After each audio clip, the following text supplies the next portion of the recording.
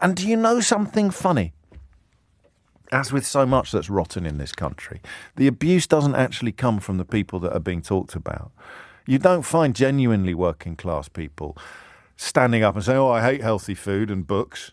It comes from people like Nadine Dorries trying to somehow portray Pursuits or the Daily Mail attacking Jamie, trying to somehow portray self-improvement as being patronising, to portray aspiration, if you like. Oh, it's fine if you're talking about money and jobs and the proof that you don't need trade unions, you just need to work harder or get a better job. But the inner life, empathy, imagination, beauty, poetry, power, why the hell should they be confined to kids like me who went to private school or kids who are lucky enough to have someone in their life that can open these doors, that can kick down these barriers erected by people who insist that there's something somehow middle class about books or healthy food? It breaks my heart. Why are we so weird about this in this country? 0345 6060 973. Why is this country a place where we are told from a very early age that the inner life, the imagination, the magic of art and culture is something that is the sole preserve of the wealthy or the privileged? Where does that come from? And prove them wrong for me.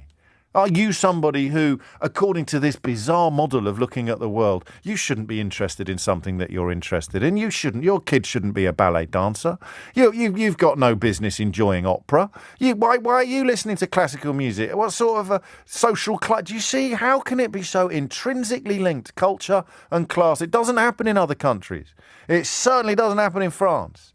The idea that these areas of culture are a preserve of the privileged few. And that is why it is an absolute travesty that an organisation like the English National Opera, which I only recently learned about myself, has done so much to make opera accessible to people who would never be able to afford to go to some of the more highfalutin venues in the country. It breaks my heart. You remember when Dominic Raab took the mickey out of Angela Rayner for going to Glyndebourne? Do you remember that? What an absolute shocker that man is. Why the... Well, a bit Anglo-Saxon there as well, as a tribute to William Shakespeare. Why the flip should Angela Rayner not go to the opera at Glyndebourne? What, because she's working class? Because she's from Salford? Because she's not rich? Because she didn't go to a posh school like I did, and I presume Dominic Raab did as well? What do you see what I mean? Where does that come from? I got one short answer to the question myself. Empathy is the enemy of fascism. The most powerful enemy of fascism is an ability to empathise with somebody else. If people in this country were currently imagining sitting in a dinghy in the middle of the English Channel with their own children, how do you think all the racist rhetoric would be landing at the moment that's been pumped out from all the usual suspects? How do you think Suella Braverman's use of the word invasion would land if you were somehow capable of imagining the desperation that prompts many people to get into those dinghies? Maybe not all of them. If you need that little bone, you can have it. You go and gnaw away on that little bone. Some of them aren't desperate, but the ones that are, imagine it was your kids.